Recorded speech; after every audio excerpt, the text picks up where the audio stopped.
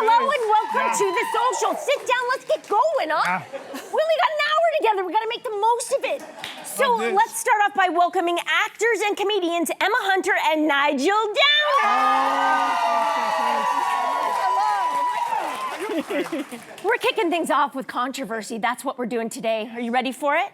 Yeah. Sabrina Carpenter's provocative new album cover for Man's Best Friend. It has fans divided. So some say it's satire. Others say it's a woman kneeling in a dog-like pose in front of a man pulling her hair, which is maybe not okay in 2025. So what do we think? Is this satire or did it go too far? Okay. Yeah. So my take was when I first read the headline, she's being pulled by her hair. She's being pulled by her hair, starting controversy. I thought, I know what this is. This is like a kink BDSM thing, which, to be honest, we've kind of seen it before. I was like, okay, basic, come up with something new. It just feels like that's a trope we've seen before, especially from pop stars trying to push the boundaries. And then I saw the photo, and the image to me is not kink or BDSM. For me, it took me aback, and I think she's sort of sweaty. She doesn't look like she totally is in the zone. It's very deferent, it's very beta. It felt very sort of not in control.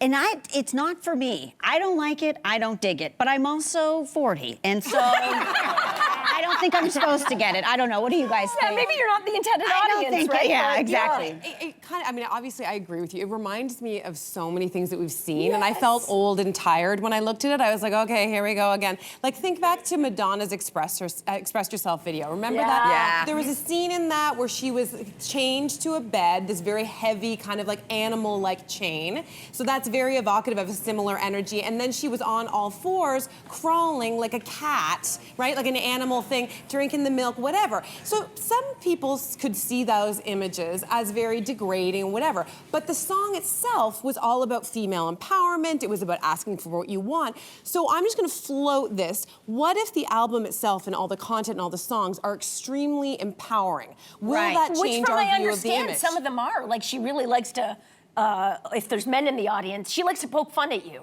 You know what I mean? So, like, some of the songs really do sort of push the buttons when it comes to teasing men. What do you think about this? Yeah, you know, this is a good time for me to chime up. Yeah.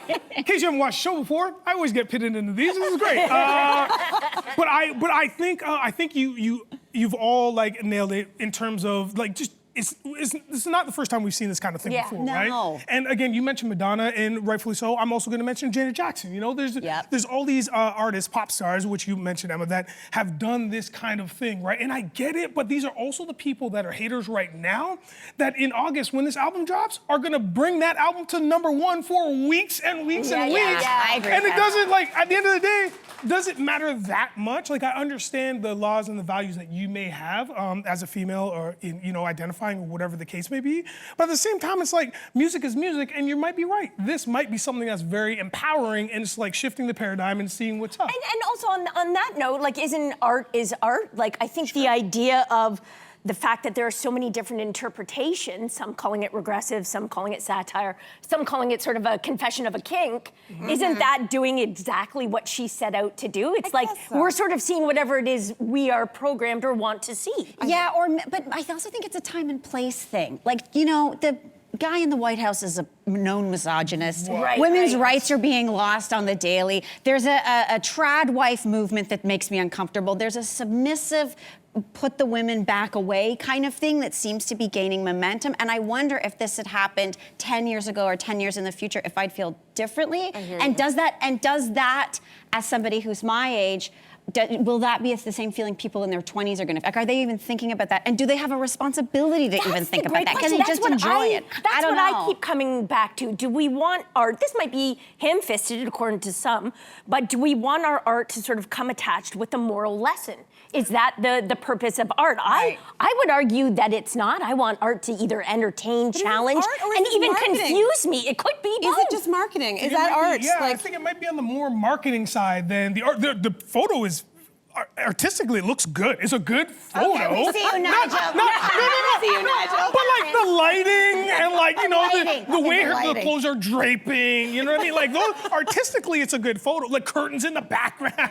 Well, artistic. Yeah. We You know love what? the curtains here This at is the why circus. That's immediately what I saw.